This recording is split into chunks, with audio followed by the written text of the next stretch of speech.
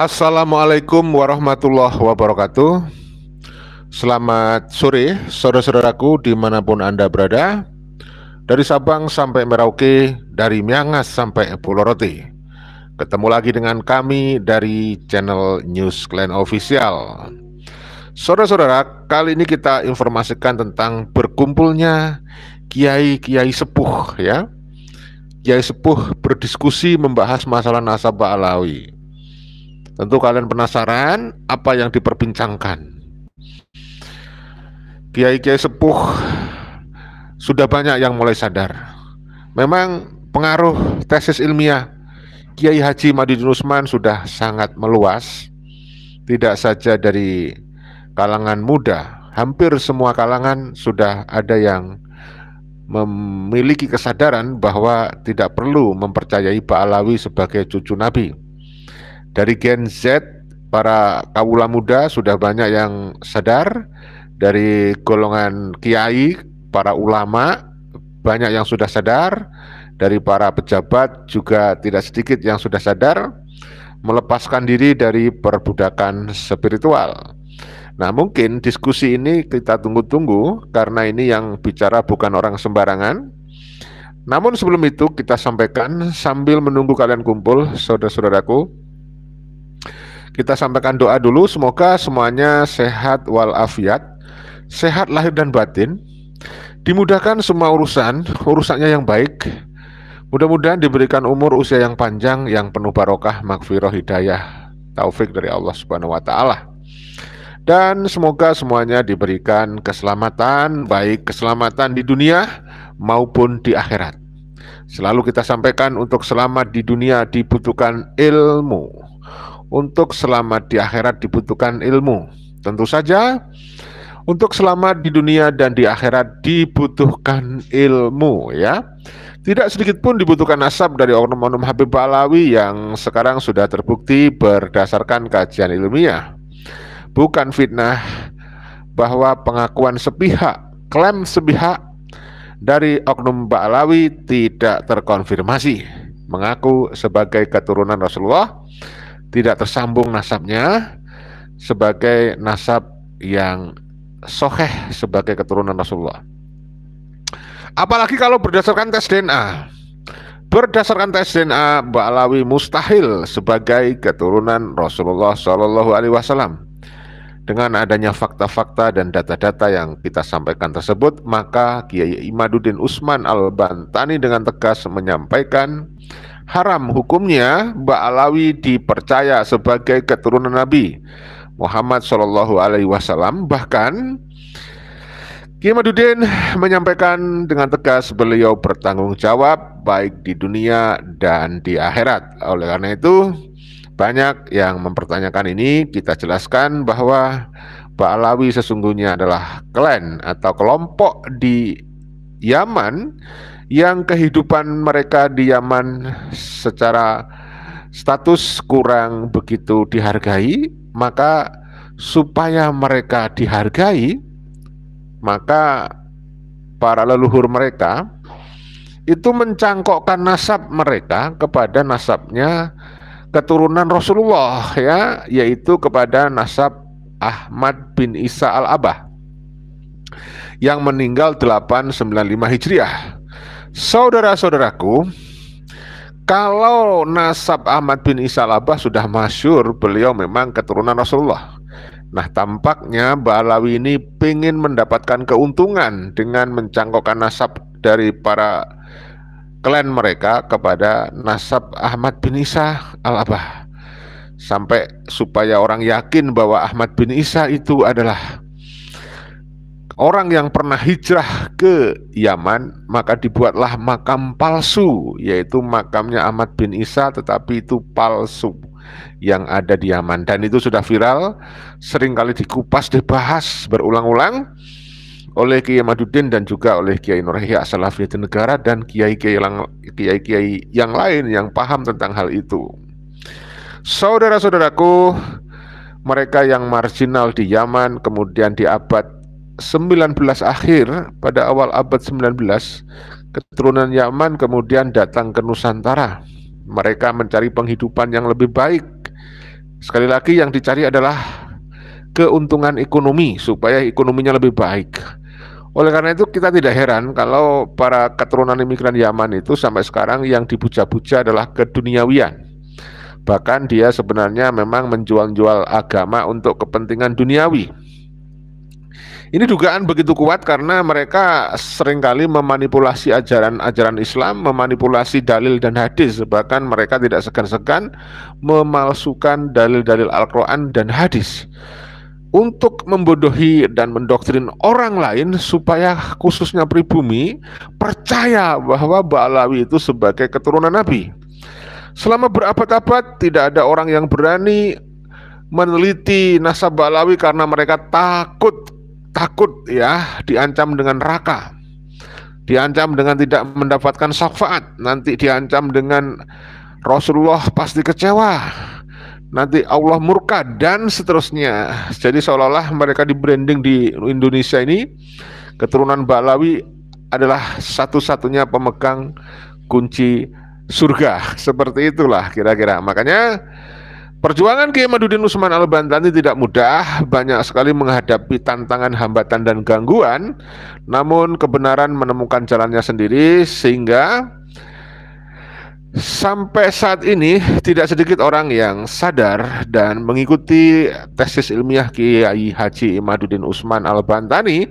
Walaupun di sisi lain kita masih mengakui adanya oknum-oknum yang masih taklid buta, fanatisme berlebihan, bahkan mengkultuskan Ba'alawi dipercaya sebagai keturunan Nabi. Orang-orang yang sudah taklid buta dan orang-orang yang sudah fanatik berlebihan dan orang-orang yang sudah mengkultuskan Ba'alawi ini tidak akan mudah untuk diberi pengertian, tidak akan gampang untuk diberi penjelasan, ya, tidak akan mengerti walaupun diedukasi berulang kali. Karena apa? Endapan doktrin yang begitu tebal di otak mereka dan di hati mereka, yang selama berabad-abad sudah bersemayam dalam, tentu saja tidak mudah, kecuali kalau Allah yang memberi hidayah kepada para muhibbin budak-budak spiritual itu. Tugas kita adalah menyampaikan pesan kebenaran berdasarkan kajian ilmiah, bukan fitnah.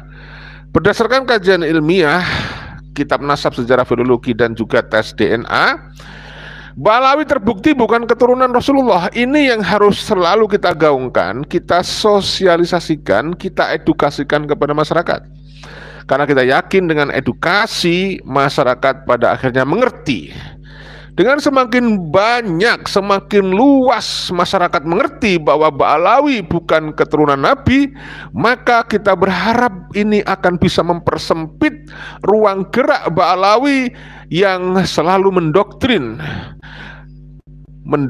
muhibbin umat muslim, khususnya warga Nahdiyin. Oleh karena itu, edukasi adalah langkah efektif untuk mempersempit ruang gerak mereka. Kalau semakin banyak orang sadar dan semakin luas orang tidak percaya Ba'alawi sebagai keturunan Nabi, maka insya Allah mereka malu dengan sendiri kalau dia tetap mengaku-ngaku sebagai keturunan Nabi Muhammad SAW. Kecuali mereka memang sudah kehilangan rasa malu, dia sudah tak tahu malu. Artinya kecuali kalau mereka sudah tidak waras, saudara, ya.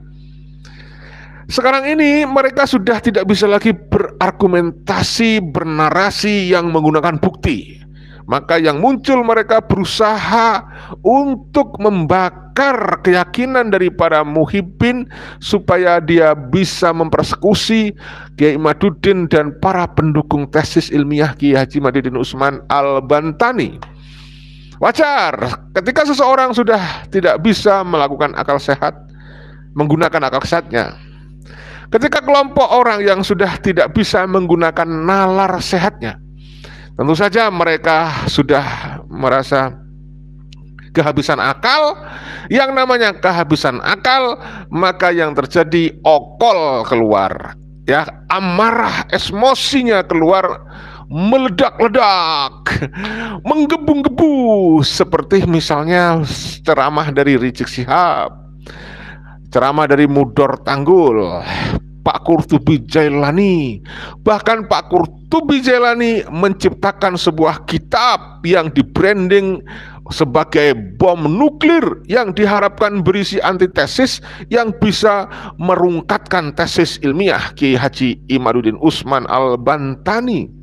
Tapi sampai saat ini Pak Qurtubi belum berani meledakkan bom nuklirnya karena katanya pengen ketemu face to face dengan Kiai Imaduddin. Sementara itu Kiai Imaduddin memberikan syarat Kiai Haji Qurtubi Jailani harus mendapatkan surat legalitas SK atau surat tugas dari Robitoh Alawiyah yang ditandatangani oleh Bapak Mudor sebagai Sekretaris Umum Robitoh Alawiyah, juga Bapak Taufik Assegaf sebagai ketua atau pimpinan dari Robitoh Alawiyah tersebut.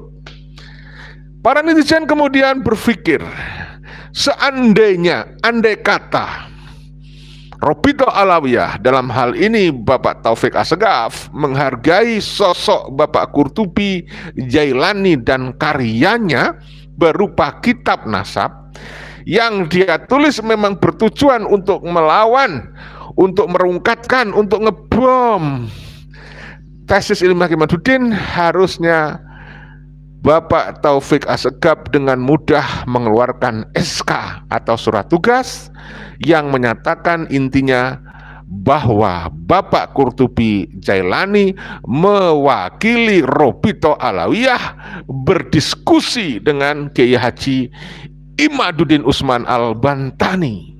Itu kalau Bapak Taufik dan Robitoh Alawiyah menghargai sosok dari Bapak Qurtubi Jailani, menghargai jerih payah perjuangan Bapak Qurtubi Jailani ketika menulis kata demi kata, kalimat demi kalimat sebuah kitab yang isinya kan katanya adalah antitesis terhadap tesis ilmiah Kiai Haji Imaduddin Usman Al-Bantani. Jadi kesimpulan kita untuk sementara, berarti hipotesa, Mbak Alawi ini dalam hal ini adalah Bapak Taufik Assegaf tidak menghargai karya Pak Qurtubi Jailani, apalagi menghargai sosok Pak Qurtubi Jailani. Karena sampai detik ini Pak Taufik belum membuat surat tugas, belum membuat surat SK yang isinya bahwa Pak Qurtubi Jailani mewakili Robitoh Alawiyah.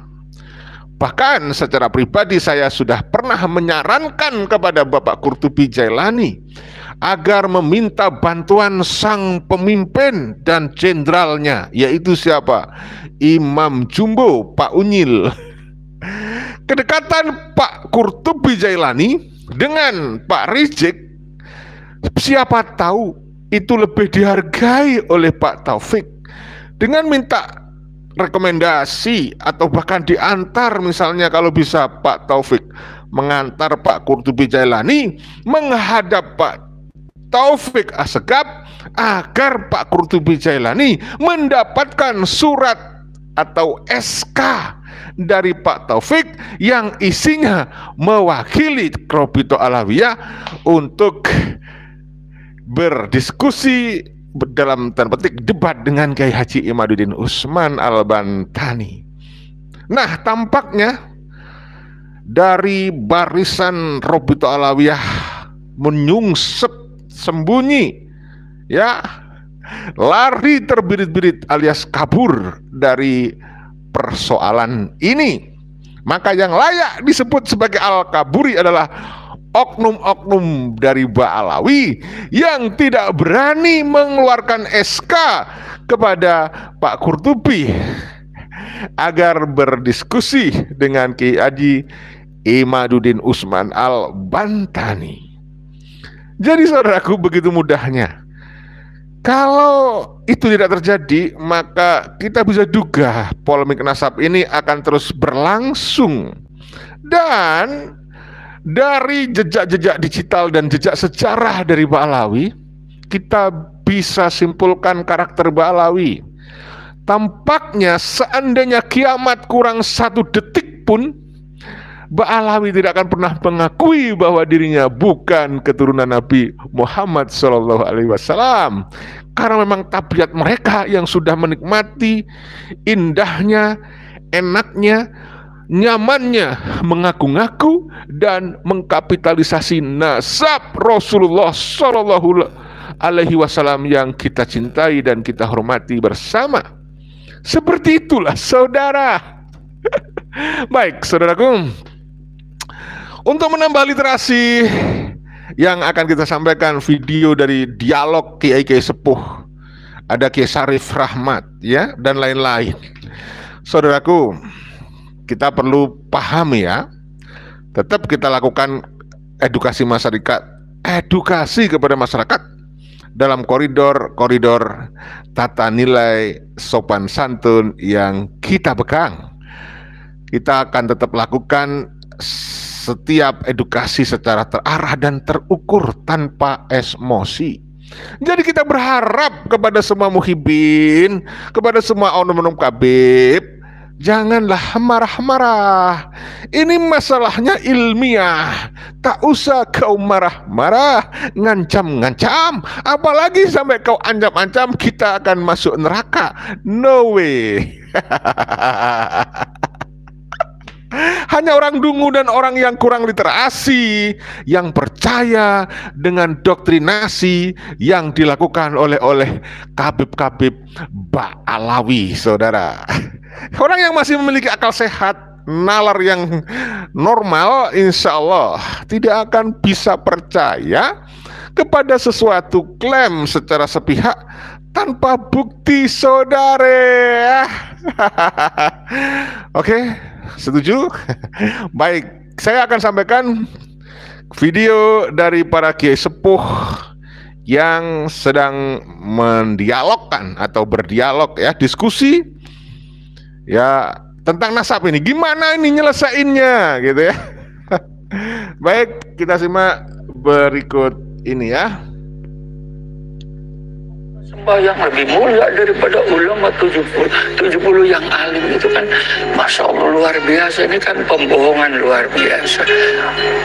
Ya Allah, Nabi sudah dibohongi, nanti mati mau ngomong apa? Hasyim Asy'ari ketika didatangi oleh Kiai Jazuli dan salah satu ulama yang ada di Kediri ketika itu menanyakan tentang silsilahnya ke atas oleh Mbah Hasyim tidak ditujukan kepada anak-anaknya. Khawatirnya apa?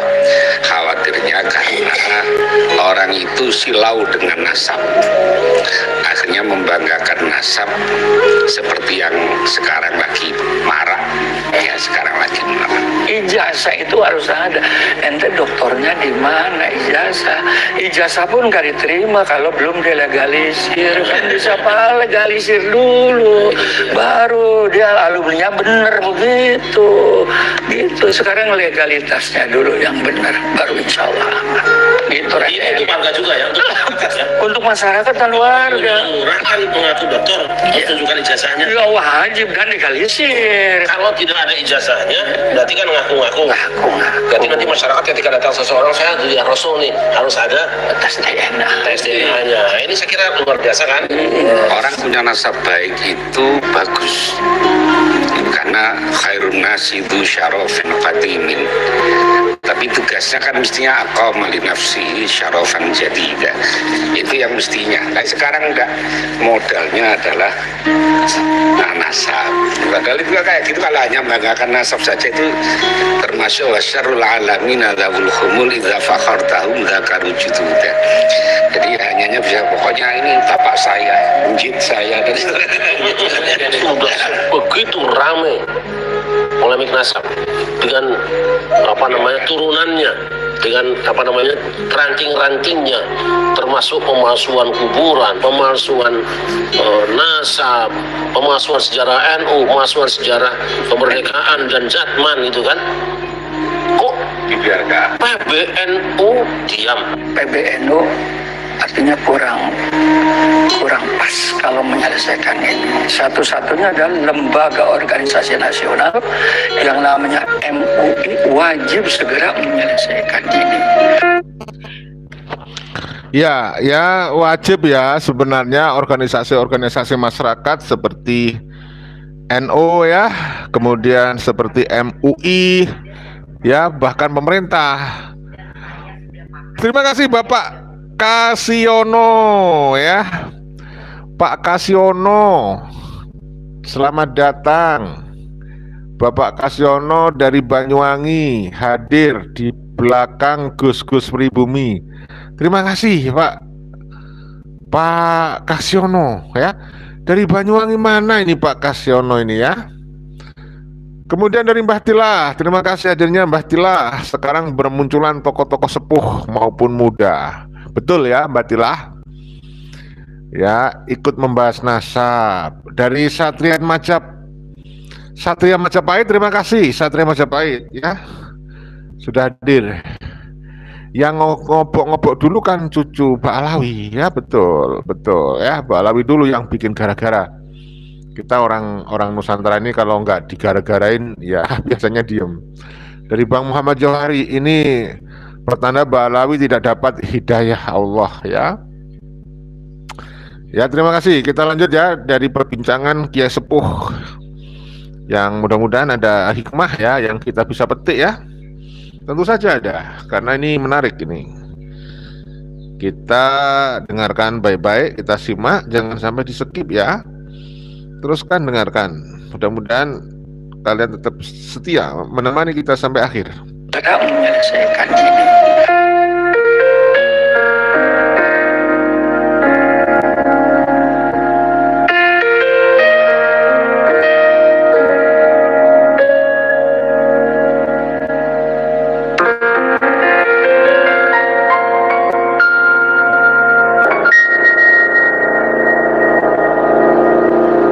Saya kira gini, memang ada orang-orang yang kalau tidak ditanya nggak ngaku, termasuk beliau ini. Mungkin nggak tahu kan, beliau ini zuriatnya Sunan Gunung Jati, kalau nggak saya omongin mungkin nggak tahu. Wali Songo, masih terang Wali Songo ya, jadi sekarang saya omongin aja biar pada tahu. Selama ini kan diem-diem aja. Nggak pernah ngaku ya? Nggak pernah ngaku. Bukan. Kalau memang Syekh Abdul Qadir Jilani juga nggak pernah cerita. Dari dulu, datuk saya dari dulu, yang namanya Wali Songo tuh nggak pernah ngaku zuriat Rasul, nggak pernah. Yang malah ngompat. Yang penting kata bapak saya, yang penting akhlak dan kelakuan itulah tonjolkan. Itu dia. Apalagi nasab bagus tapi akhlaknya enggak bagus. Itulah makanya Wali Songo mencontohkan kepada kita bukan duriah, bukan turun, tapi perjuangan akhlak itulah yang tonjolkan. Tapi sekarang untuk zaman sekarang emang kudu ngaku untuk sekarang. Kalau sekarang kenapa? Karena ada yang tidak mengakui bahwa Wali Songo tidak punya dzurriyyah. Oleh itu saatnya kita dakwah, menyampaikan amar ma'ruf nahi munkar. Selama ini saya nggak pernah ngomong apa, yang penting akhlak seperti Rasulullah, dakwah seperti Rasulullah, kan gitu orang-orang tua dulu gitu. Lihat ada hidungnya kan sama dengan Jati, komisnya sama. Dan menariknya beliau sudah ngaji Rasul ya, jadi mungkin menyangka selama ini beliau orang Betawi asli, karena lebih Betawi dari Betawi. Itulah ilmunya Wali. Mancing ngaji Rasul itu, padahal Cirebon kota, ya Cirebon Banten. Jadi apa ya? Si Batu lah, Cirebon Banten turunannya kayak gitu. Si Batu. Nah, mungkin kalau hari ini umat Islam Indonesia terutama warga NU itu model rasa sakit, ada orang yang datang seolah-olah memberikan dukungan pada Israel, itu karena Gaza, tahu kita, itu tempat lahirnya Imam Syafi'i, imam kita semua. Imam Syafi'i lahir di Gaza tahun 150. Itu bayangkan imam kita semua, warganya dibantai, di mana darah pertama Imam Syafi'i menetes dalam kelahiran, di tempat itu sekarang lakukan pembantaian kepada saudara-saudara kita. Maka orang yang bermadzhab Syafi'i pasti akan punya rasa lain. Jadi ini mohon difahami ya. Jadi kalau warga NU itu kemudian rasanya itu tiba-tiba meluap seketika, ada hubungan emosional. Imam kita semua. Baik, saya kira mungkin ada teman-teman yang menambahin mau statement apa. Saya setuju bahwa ini harus dicari ampunya di sana, mungkin ada kabarnya. ada kabelnya. Ini kabelnya ini dari mana? Bisa dipencet di sini, nyala di sana. Itu ada kabelnya yang mengantarkan strumnya ke sana. Mungkin barangkali, monggo ditambahin dulu. Tapi agak dekat jangan mikir. Memang wasiat orang-orang dahulu itu sebetulnya tidak menampakkan nasab. Makanya Hadratus Syekh ketika didatangi Hadratus Syekh Hasyim Asy'ari, ketika didatangi oleh Kiai Jazuli dan salah satu ulama yang ada di Kediri ketika itu menanyakan tentang silsilahnya ke atas oleh Mbah Hasyim, tidak ditujukan kepada anak-anaknya. Khawatirnya apa? Khawatirnya karena orang itu silau dengan nasab, akhirnya membanggakan nasab seperti yang sekarang lagi marak, ya sekarang lagi marak. Orang punya nasab baik itu bagus, karena khairun nasi dzu syarafin qadimin. Tapi tugasnya kan mestinya aqama li nafsihi syarafan jadida. Itu yang mestinya. Tapi sekarang enggak, modalnya adalah nasab. Padahal itu kayak gitu, kalau hanya membanggakan nasab saja itu termasuk wasyarul alamin adzabul khumul idza fakhartahum zakaru jududa. Jadi ya hanya bisa pokoknya ini bapak saya, njit saya dan maka warga NU yang tadi disampaikan oleh Abi Manarul bahwa yang paling utama itu adalah akhlaknya, mengedepankan akhlak. Maka ini yang harus sebetulnya terus-menerus kita uri-uri, kita lestarikan, kita teruskan dengan tanpa membanggakan nasab itu. Nah, sekarang hari ini lagi ramai tentang diskursus tentang nasab ini. Ya itu karena ada salah satu yang merasa bangga dengan nasabnya dengan menafikan nasab yang lain, padahal nasab yang dinafikan itu justru yang intisabnya itu langsung yang nasabnya itu jelas. Nah, makanya kemudian ada pihak ulama yang kemudian melakukan kajian. Sebetulnya yang ngomong begitu itu nasabnya itu bener apa enggak? Nasabnya bener apa enggak? Karena kita ini sudah terlalu lama dibodoh-bodohin, terlalu lama mindset kita ini untuk ya tadi ditakut-takuti dengan itu. Saya setuju dengan apa yang disampaikan oleh Kiai Syarif bahwa kita ini taat kepada Quran tapi yang asli. Kita taat kepada hadis tapi yang asli. Kita taat atau kita hormat kepada zuriyah tapi yang asli. Lalu yang palsu ya enggak lah, yang palsu. Nah ini yang kita semuanya harus mau terbuka, mindset kita juga harus terbuka hari ini bahwa orang-orang yang selama ini membanggakan nasab ini harus mulai sadar diri, ya, membuka diri. Kalau ada kajian yang dilakukan dijawab dengan kajian, bukan dijawab dengan framing di luaran, bukan dijawab dengan menakut-nakuti di luaran dan sebagainya. Apalagi kalau dari 3 model yang sudah ramai di masyarakat, yaitu kajian maupun dari sisi manuskrip, dari sisi DNA-nya umpamanya. Nah, jadi orang mestinya hari ini kalau mau ngaku sebagai dzuriyah, mestinya harus tinggal nunjukkan salah satu DNA-nya bener apa enggak lah, gitu saja. DNA-nya bener apa enggak. Kalau DNA-nya enggak bener ya jangan ngaku-ngaku lah. Itu namanya bohong terhadap Rasulullah. Padahal bohong kepada Rasulullah itu falyatabawwa maq'adahu minan nar. Kira-kira seperti itu. Iya. Saya berpikir begini. Dulu ketika kita ngitung uang itu kan dihitung satu-satu. Sekarang karena teknologi orang percaya, taruh aja percaya, tidak pernah protes. Oh, ini nggak ada di buku buku matematika tahun 60 enggak ada. Ya kita selama ini pakai ini teknologi betul. Dan saya juga. Dan percaya. Bahkan saya beli 2 ekor burung itu di Condet itu dikasih surat. Apa ini? Kok angkanya beda? Ini gini. Ini suratnya ini suratnya burung ini. Ini jantan, ini betina. Ini bukti tulisannya. Tapi ini lain induk nih. Jantan betina lain induk. Kalau yang itu tuh yang di kandang itu satu induk. Terus ini apa namanya? Ini surat tes DNA. Manu aja DNA. Ya, jadi intinya saudaraku, kita menghormati curiat Nabi, tapi yang asli ya. Dan berharap supaya organisasi-organisasi besar ya itu ikut berkontribusi untuk mencerdaskan bangsa, dan pemerintah mudah-mudahan segera mengambil tindakan terhadap polemik nasab ini, ya kan? Dan tidak perlu membangga-banggakan nasab, yang penting akhlak baik. Kita terus memupuk ilmu demi kepentingan dunia dan akhirat ya. Saya kira itu yang kita bisa sampaikan, cuplikan video dari perbincangan Kiai Haji Syarif dan Profesor siapa tadi lupa namanya ya.